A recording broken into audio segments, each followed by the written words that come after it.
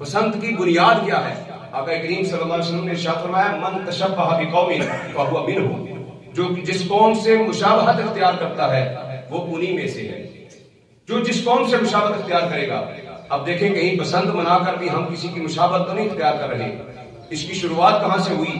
1705 عیسوی کے اندر سیالکوٹ کے اندر حقیقت رائے نامی ایک شخص تھا جس نے آقا کریم صلی اللہ علیہ وسلم کی شان میں گستاخی کی۔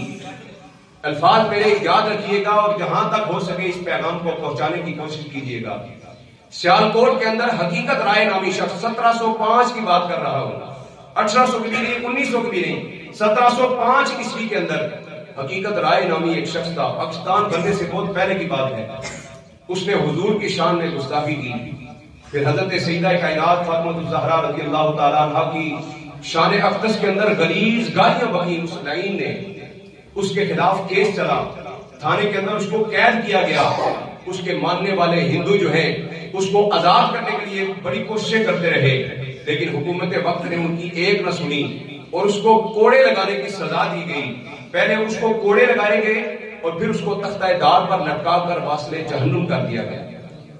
اس کو دفن جس جگہ پر کیا گیا تھا، 1 سال کے بعد وہاں پر ہندو کمیونٹی اس کے ماننے والے جمع ہوئے اور انہوں نے وہاں پر بسنت کا آغاز کیا۔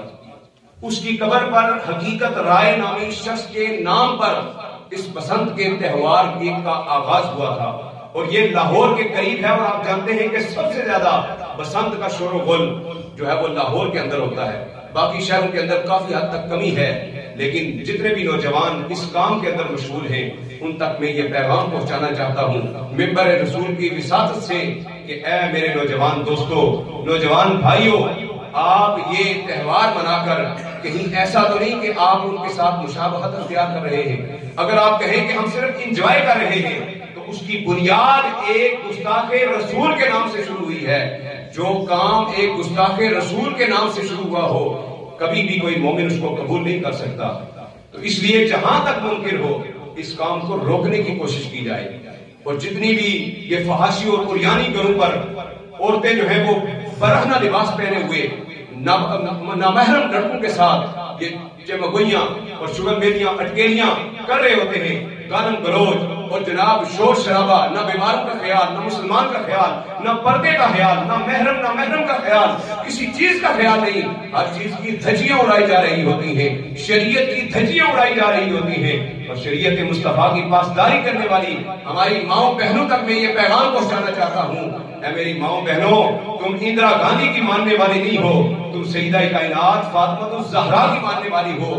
وہ فاطمہ الزہرا جن کے بارے میں میرے آقا نے ارشاد فرمایا جب پل صراط پر میری بیٹی کے گزرنے کا وقت آئے گا تو محشر کے اندر ایک منادی اعلان کرے گا، ندا دے گا، اے میدان محشر والو اپنی نگاہوں کو جھکا لو، نبی کی بیٹی کی سواری گزرنے والی ہے۔ نبی کی بیٹی کی سواری کا اس وقت بھی رب حیا کرے گا۔ تو آج ہماری ماں بہنوں کو، بیٹیوں کو سیرت فاطمہ الزہرا کے اوپر چلنے کی ضرورت ہے۔